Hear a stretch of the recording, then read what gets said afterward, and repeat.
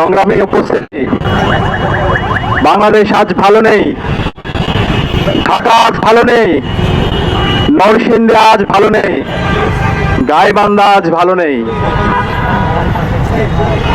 জুলাই বিপ্লব পরবর্তী এত শাহাদাতের মাধ্যমে আমাদের আশা ছিল একটা নতুন বাংলাদেশ পাবো, যে বাংলাদেশে আমার মা বোনদের নিরাপত্তা থাকবে, যে বাংলাদেশে চাঁদাবাজি সন্ত্রাস থাকবে না, যে বাংলাদেশে মাফিয়াতন্ত্র থাকবে না, যে বাংলাদেশে সকল মানুষের অধিকার নিশ্চিত করা হবে।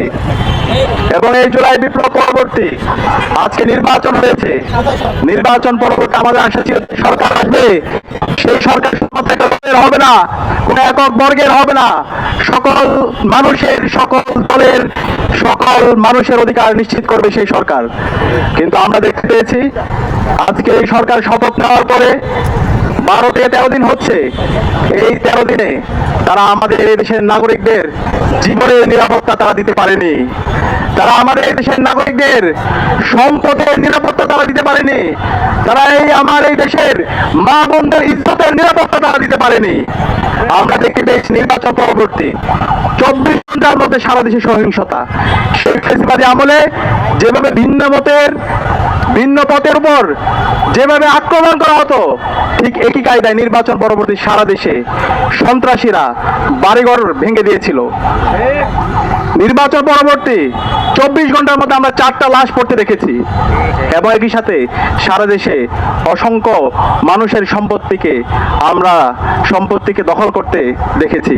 একই সাথে আজকে 12-13 দিনে সারা দেশে আমার মা বোনদের উপর হামলা হচ্ছে।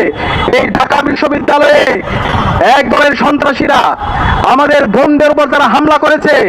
একই সাথে আমরা দেখতে পেয়েছি রামপুরার মধ্যে 5 বছরের এক শিশুর উপরে হামলা করে তাকে হত্যা করা হয়েছে। যখন মামলা করতে গিয়েছে পরিবার, তখন প্রশাসন থেকে বলা হচ্ছে এই ধরনের দুর্ঘটনা আপনারা মাইনে নেন। আরে ভাই, এই ধরনের দুর্ঘটনা মাইনে নেওয়ার জন্য কি জুলাই বিপ্লব হয়েছে?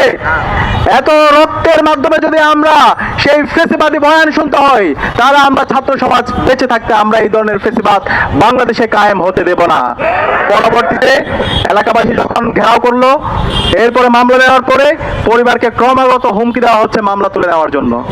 এরপর আমরা দেখতে পেয়েছি নরসিংদীর মধ্যে ইতিহাসের ঘটনা, আইএমএ জালিয়াতকে হার মানিয়েছে। আমাদের এক বোনকে, এক কিশোরকে, 15 বছর বয়সী কিশোর, তাকে গণধর্ষণ করা হয়েছে।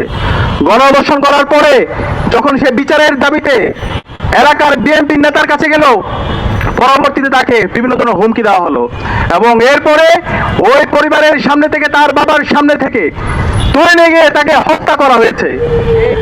আমরা এখন পর্যন্ত এই ঘটনার সাথে যারা জড়িত এবং যারা ইন্ধন জুগিয়েছে তাদেরকে দৃষ্টান্তমূলক বিচার আওতায় আনতে দেখিনি। একই সাথে আমরা দেখতে পেয়েছি হাজারীবাগে এক শিশুকে হত্যা করা হয়েছে। এভাবে গাইবান্ধা থেকে শুরু করে বাংলাদেশের বিভিন্ন প্রান্তে আজকে মহবের মাধ্যমে নাগরিকদের অধিকার হনন করা হচ্ছে, এবং জুলাইয়ের যারা বিপ্লবী আছে তাদেরকে হত্যাযোগ্য করা হচ্ছে। এবং এই খুনি হাসিনা যে গত 16 বছরে বাংলাদেশের ফেসিবাদ কায়েম করেছে, গুম খুন আইন করার মাধ্যমে বাংলাদেশকে একটা অকার্যকর রাষ্ট্রে পরিণত করেছে, এবং এই জুলাই বিপ্লবে আমাদের 2000 ভাই বোনকে শহীদ করেছে।